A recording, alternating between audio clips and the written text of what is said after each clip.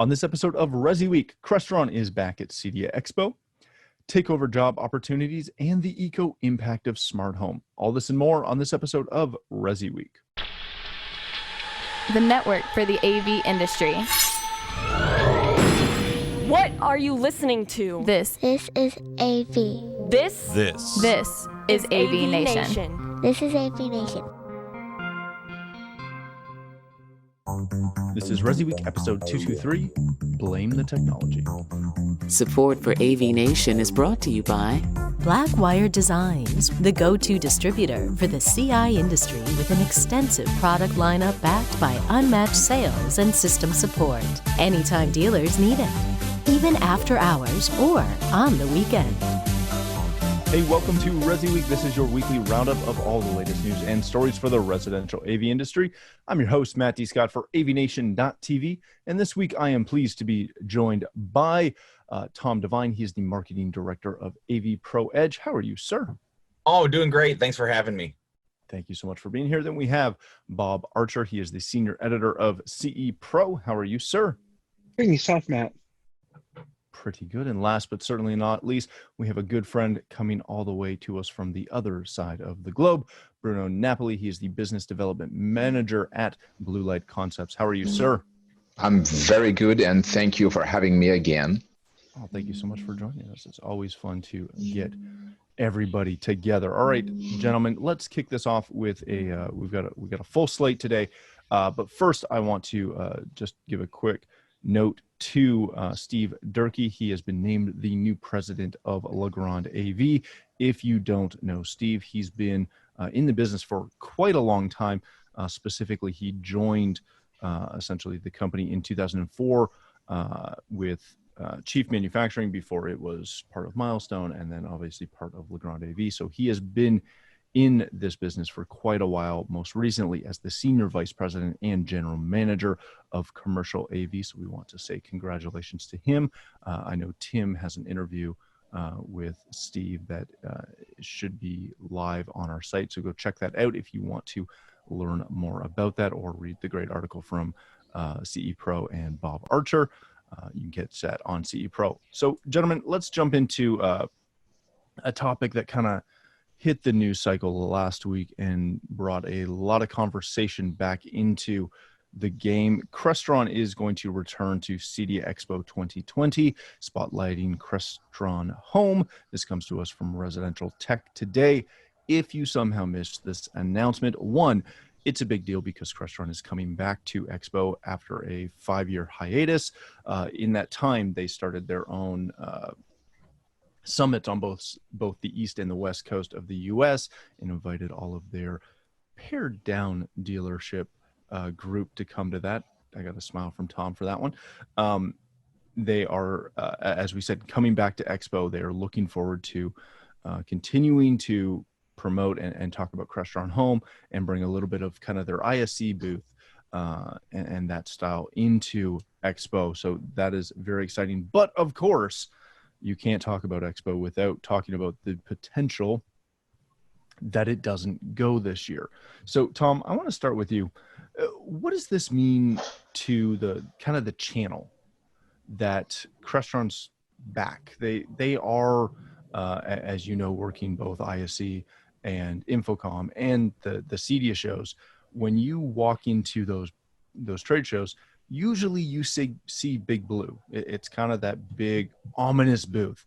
What does it mean for Expo? What does it mean for the industry to see such a big player come back and commit to the show again this year?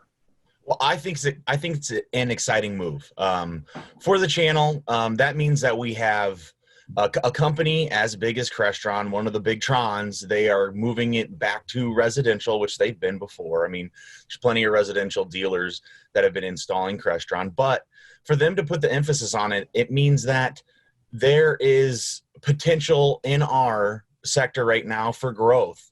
They see how many companies are doing really well, being able to really get their hooks in the residential, and they can see that part of their market share moving away from them. And I think as they have tried to, as Control 4 has really press Crestron to really change, almost to become more of a control four like application where you're picking things. It's a little less programming. Well, that entails them to move perfectly into this residential field where integrators are going to be able to, get used to this new system they're doing, where maybe having a full Crestron programmer on staff isn't always possible from residential integrators before. With their new product, it's going to be easier. So I think it's positive for our sector, as in it's showing that there is a lot of potential here. And that means it's not a lot of potential just for Crestron, but for every other manufacturer and all of the integrators and, all of our installers and our designers. That means we can all get more jobs, which is good. And it's cool to see those guys come in and join the ranks of the residential market. Yeah, I agree with that. Bob, let me come to you on this. We've talked about this in the past. We covered, I know we did, I know you did.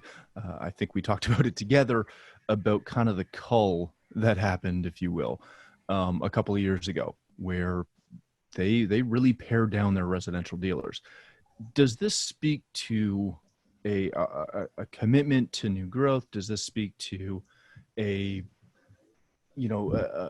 very rose-colored outlook of going into the end of 2020 or the start of 2021 for Crestron, that they're looking at this saying, we have our dealer base, but we see our dealer base expanding?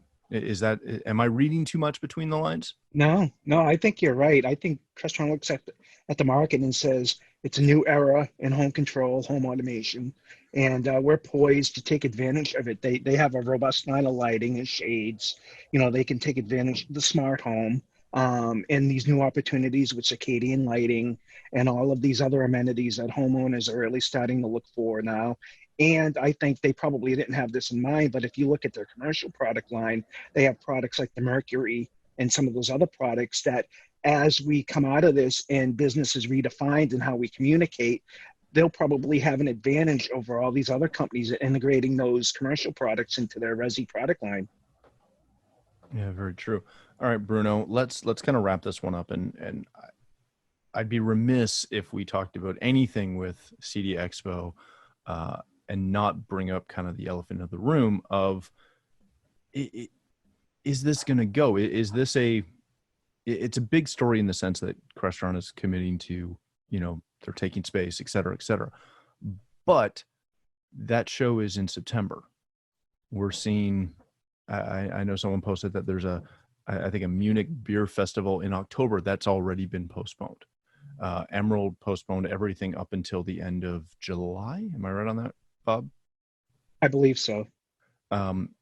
So we're talking about this as if it's happening, and obviously they've committed to it. But seeing what's going on from the other side of the world as you are, is this something that you think is going to happen, or is this a lot of talk about them coming back, which is great. We're not downplaying that. But if they come back to a show that it doesn't happen this year, that's not that big of a deal yet. You know what? If they do not come back this year, I mean, we can see that they want to come back. So they will probably come back the year after. For me, it's not a big problem. Okay. It's not all the show in the world are going to be postponed.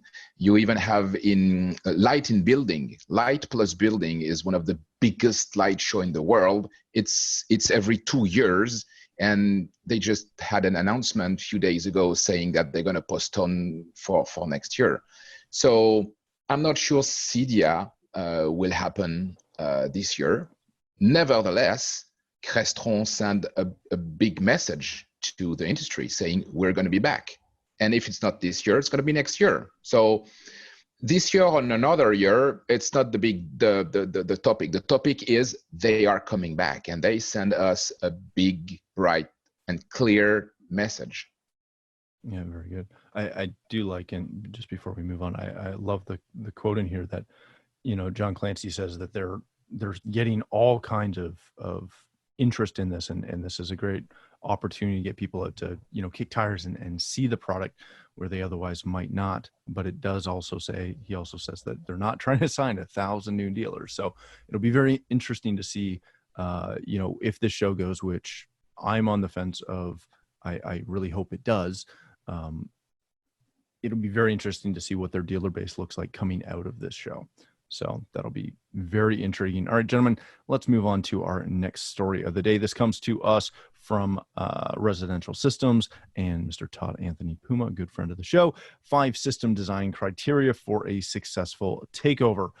Read through the article. He covers a lot of really good points, but specifically he's talking about how, not every job is that 10,000 square foot new construction, easy peasy, go wire the heck, do whatever you want because it's all open and you have free reign.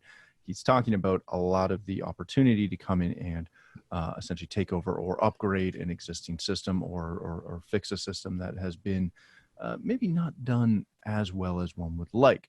The couple things he talks about as far as the 5 key steps are conducting initial walkthroughs, performing system review and design, review that design with the customer, then review the proposal.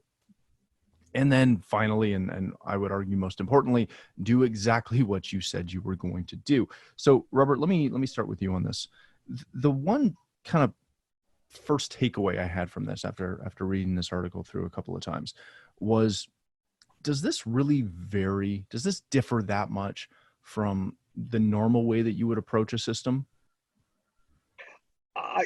I don't, it shouldn't, but maybe it does for some dealers. I think the only thing that I would probably throw in there, and I'm not a dealer, I don't pretend to be one, is that you have to also expect the unexpected in all of this. And I think as long as you cover your bases, you should be able to do a lot of this type of takeover work, particularly like for Todd, who's based in the New York City area. But I think anybody in a large metropolitan area, you're probably going forward going to have a lot of work like this. So you need to build in some criteria for yourself in order to remain profitable.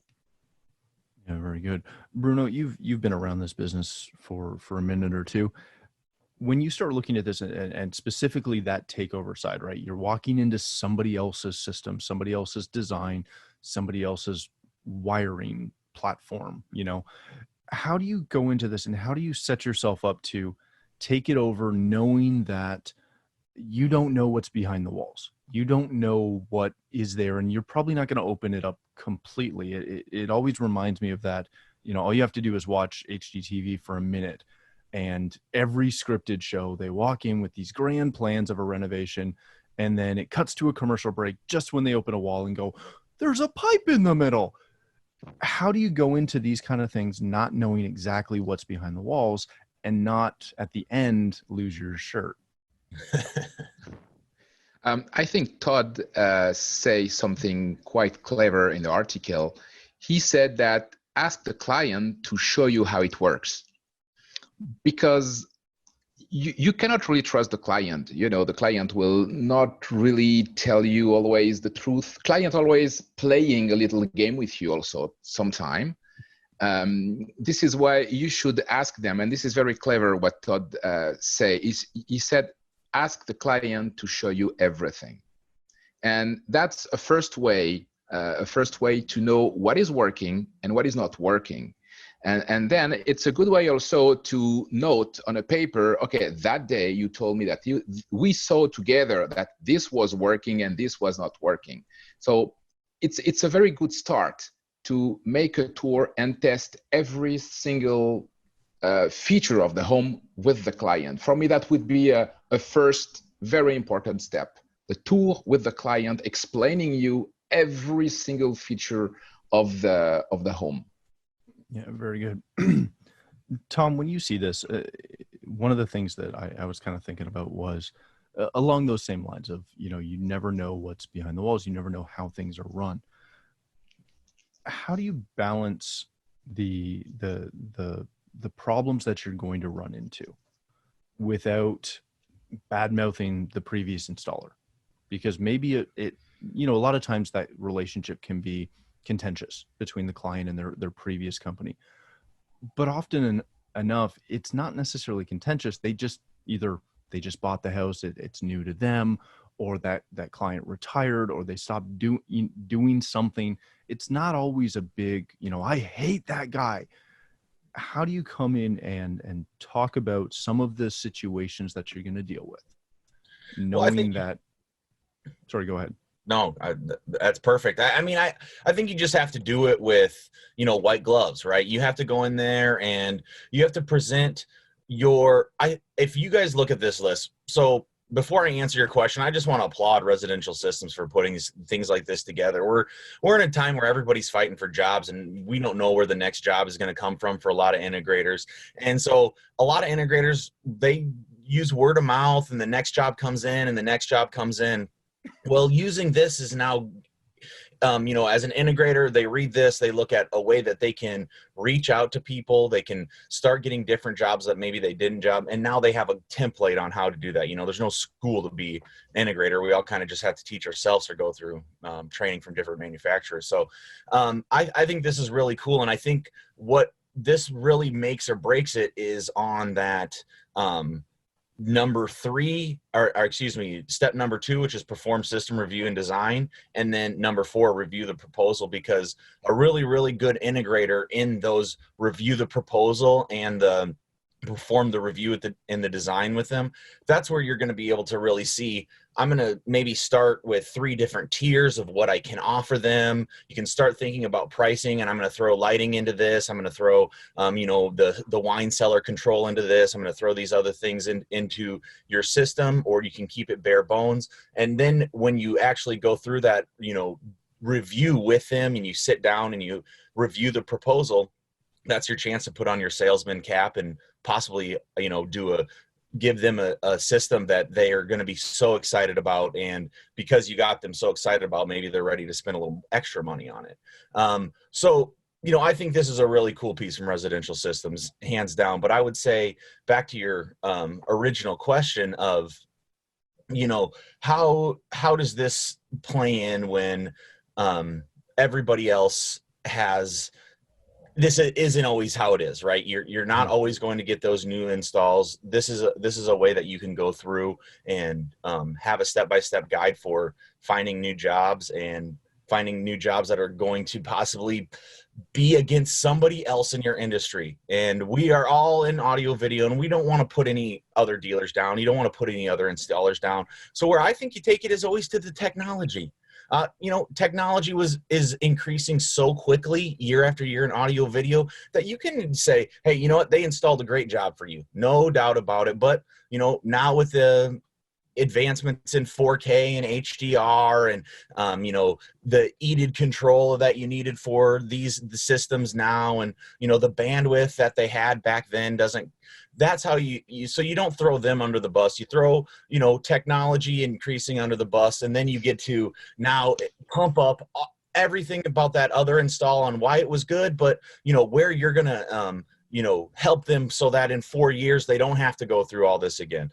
And then also, because everybody is with their systems right now, I think that was such a good thing to how you brought up going through the system and telling them to actually control it, because, hey, everybody's using their systems and everybody knows what's going wrong with it now. So it's a perfect time to go in, fix people's systems. They know their pain points now. They can bring you right to it and say, I don't like what happens when I do this. So now you can address that specifically. You get to the step 4, which is review the proposal, and then address those very specific, things that they brought up. And now you get to present the solutions for whatever your package is. I think this is a really good point. I think integrators need to be reading these posts on CE Pro and Residential Systems. They really do. They can light a fire under an integrator who, during this quarantine time, it's tough to see where your future is going to be. But if you make your future from different things like this, you kind of get to play your own destiny. So I think it's a really cool piece. And I think there's ways that an integrator can go in, do this, follow this, and find jobs without having to, put anybody down that's in industry, or maybe has their shop 2 blocks away from you. And maybe you guys could work together on a big install in the future. So, you never want to burn those bridges. Yeah, very good. All right. And we're going to use that as a tie-in to our next article, which is great because you didn't know it was coming, which I appreciate even more, talking about the technology expiring, shall we say. Does that work, Bruno? Expiring technology? Yeah. Okay. Yeah, a little bit, kind of. All right. Yeah. Bruno wrote a really good article, which I want to touch on for a minute. Smart homes, an ecological disaster. So this is on his LinkedIn. So go to it, check it out. One of the things and kind of the key points that you're talking about is how, essentially using the example of a smart thermostat, that it's something that you can go in and get on this whole concept of making your life better and saving the environment and all this stuff. But it's going to expire. It's going to go through a period where, the new version of Wi-Fi or the new version of Zigbee or Bluetooth or Z-Wave or whatever protocol it's on is going to all of a sudden not be valid, not be worth something. And then you're going to toss that device away to get a new one because we do live in this, kind of disposable economy. And, to your credit, Bruno, I've always thought about this with televisions because yes, we keep them for a, fairly reasonable time period, but as the cost has come down, they've become even more disposable to where you buy it, it lasts 2 years, you throw it away and you get a new one. Yeah. We even don't repair it anymore. No, it doesn't make,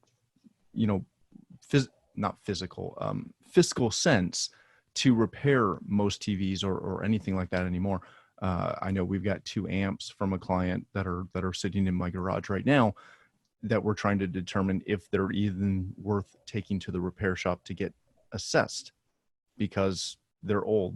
They're worth $50. Do we even, justify the cost to have it looked at, knowing that it's a $50 receiver anymore? So Bruno, let me start with you on this one. Is there a difference in the case of our industry between disposable tech and long-term tech in reference to kind of the thought process and the vein of your article, i.e., we expect the DIY products to be throwaway, but on, I'm kind of glad you brought up Sonos because they've been through a tumultuous time the last couple of weeks with their trade-up system, but that's a product that's lasted, in a lot of cases, 10 plus years. That's really good. How do you balance this between the disposable tech that we expect to be, upgraded and quickly replaced versus what most integrators are hopefully working with? Is there a difference? Of course, there's some tech that you throw away and some tech that you keep. I mean, maybe what you want to say is in our industry there is two type of product that a professional installer can sell to his customer. Products that are coming from industry on the CEDIA channel, for example. Products like Control 4, Crestron, RTI, product that are made to last. Okay, those company knows exactly that those products are going to be integrated into homes and integrated in a home that should last for decades. And in the other side, you have the product, the DIY that you can buy anywhere in the street for $100. How can you expect that the manufacturer will keep those products alive more than 2 years? So there's a big difference here, and I'm glad you talked about Sonos, because Sonos, they did all they could to keep those products alive as much as possible, and at a certain point they reached the point that the hardware of the product was not compatible anymore with the new software update. But this will happen for every technology that you have. Everything that you buy, everything that is tech, will inevitably one day reach a point where the software or the hardware is not compatible anymore. And the smart thermostat is one of these products. You buy something for $100 or $200, and you can be sure that it will not last a long time, because the Wi-Fi will change, the protocol might change, the software might change, your mobile phone, iOS or Android, will not be compatible with the new app of the thermostat. So maybe you will have to change your phone or the thermostat, and this is creating a lot of waste, and that might not be super good for the planet. Yeah, I agree with that. Tom, let me come to you as a manufacturer. Are we paying enough attention to this, or is this something that we as the general consumer who gets outraged over ecological waste is saying, oh my gosh, AV Pro, you're making something that only lasts, not that it doesn't last for, more than 2 years, but it might be outdated after 2 years, which I'm sure that is the fault of AV Pro, not HDMI advancing at speeds that we don't expect to see. But how do you balance that? I always love to think about, I'm a big Mac user, and my MacBook Pro is, from 2013, and it's still a beast. But if I were to buy like a cheap off the shelf, Best Buy special, $399 flyer special PC, it might only last me 2 years, and I'm okay with that because it was only $399 flyer special. How do we look at manufacturers, and are we asking too much of a lot of manufacturers to make something that is sustainable given the advancements of technology? Yeah, I mean, it's a balancing act that every manufacturer has to pull, especially, AV Pro, we're a really young company. So we take, the planet very seriously. We're looking at all types of ways that we can, reduce our carbon footprint and find ways that we can, not have people throwing away this electronic waste. But at the same time, we're living in a world, especially in our industry, which is going to be, people that have a little bit of money, and they are going to want the best. And so I think the key about that is going to be that, hey, if you're installing a bunch of new TVs, and you're an integrator, and somebody comes, you just hung all those TVs 18 months ago, and they say, no, I got the new ones coming in, hang some more for me. Take those panels, pass them on, give them on to the, local places in your area that's going to benefit from it, after school programs, different things like that. That's a way for you as a dealer, as an integrator, to start attaching your name into the industry, saying, hey, we sponsored by delivering 24-year-old TVs to the local whatever, sports complex. There's a lot of different ways that integrators can think outside the box of taking that old tech and then passing it on to their different places in their community. Now, as a manufacturer, we are looking into these things.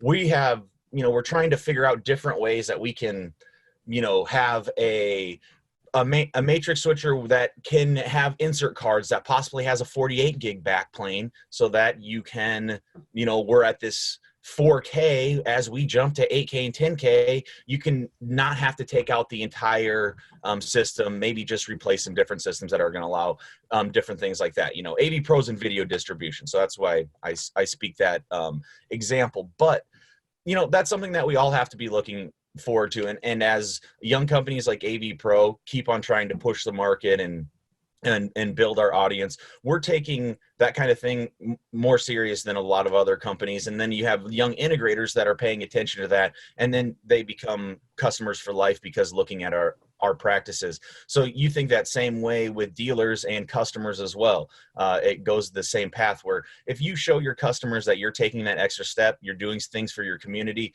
that word of mouth business is going to pass around a lot quicker. So it's up to the integrator, the manufacturer, the designer, the consultant, all of us to play both sides of that balancing act. Know that we need to put new products into our customers' installations. We need to give our customers what they want, but know that there's an entire world around us that is not touched by professional audio video distribution or lighting control or whole home control or smart home or even, any of those things. They're so far removed from that. They would have no idea.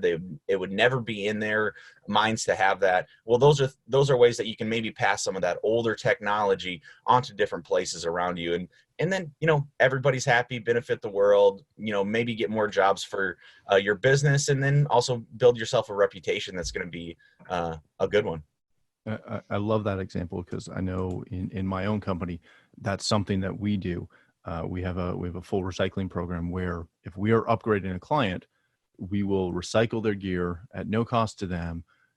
If it's something that can be refurbished and passed on and donated to a local charity or group in any way, shape, or form, we do that. If the last resort is to take it to a recycling center to hopefully be broken down. Bob, let's wrap up with you. Is this something that to Tom's point, we expect the manufacturers to be thinking of this, and we know that to some degree they maybe are and maybe they're not, but as the frontline technology people that most of our clients know, is it up to us as integrators to kind of take this flag and wave this flag and promote not only the new technology, but ways in which we can make sure that at the bare minimum those panels don't end up in a landfill, or those that Alexa smart speaker doesn't just get tossed out with the garbage? Integrators should be looking for ways to be responsible locally, whether it be contributing to recycling programs in their local communities, maybe taking in old products, reselling them, whatever they can do. I don't think integrators can rely upon the manufacturers to do that for them. On top of it, integrators probably ought to be aware of the different programs available in their communities. So if a client does ask, they can respond with a sensible answer. I don't think anybody overall has the answer for all of this. It's still an evolving process, but I do think that manufacturers are working towards more biodegradable products, but it's going to take some time. And so all we can try to do is recycle and reuse as best we can. Very good. All right, gentlemen, let's wrap it with that. Thank you all so much for joining us. Tom, if people want to connect with you, learn more about AV Pro Edge, how can they do that? Yeah, head on over to www.avproedge.com. You'd be able to find all of our products. We have a really cool training schedule with some different industry people, Anthony Gramani and Eric Bodley, and some different people around the industry that you may want to get a hold of. So I go to avproedge.com. You can find all of our social media links and our full training schedule. And of course, Matt, thanks for having me on today. Of course, thank you for joining us. Mr. Archer, thank you so much for joining us as well. If people want to connect with you, learn more about CE Pro or Emerald Expositions, where can they do that? They can go to cepro.com. They can go to emeraldx.com, I believe. Or if you want to find me on Twitter, I think my Twitter handle is Bob Archer _ 2010. I'm not certain on that, but I'm going to put your Twitter bio in my show notes because you never remember. No, and I always forget to look it up too. I'm getting old. I can't. Oh, that's awesome. Mr. Napoli, thank you so much for joining us and staying up super late to do so. If people want to connect with you, learn more about Blue Light Concept, where can they do that? And read more of your articles too. Yeah, thank you. They can find me on LinkedIn. Just Bruno Napoli on LinkedIn. You'll find me. Excellent. Well, thank you all so much for joining us. For myself, if you'd like to connect with me, you can find me on Twitter at Matt D. Scott and pretty much every other social platform. But more importantly, please stop by AVNation.tv, where you'll find this show as well as a wide variety of our other shows with all the verticals that we cover. When you visit the website, please take a moment to check out our supporters. We are extremely thankful for their support and ask that you check them out as well. Thanks again for watching. That's all the time we have for this episode of ResiWeek.